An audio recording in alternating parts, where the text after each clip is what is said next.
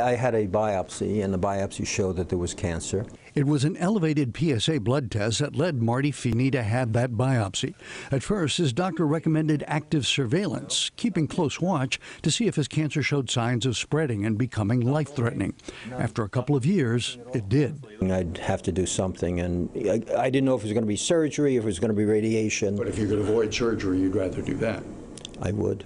Instead, Marty volunteered to be the first in the world to have an innovative new technique that uses microscopic nanoparticles of gold 50 times smaller than a red blood cell. The reason we use gold nanoparticles is first that gold is an inert object, so it doesn't affect the body. The nanoparticles are used because tumors often have leaky capillaries, so the tiny gold spheres can actually escape and accumulate in the cancer.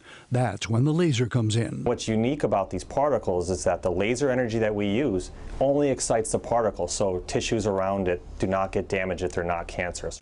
In other words, the nanoparticles heat up and destroy just the cancer, but spare the sexual function nerves and urine tube that are often damaged by other techniques. It's done as an outpatient procedure.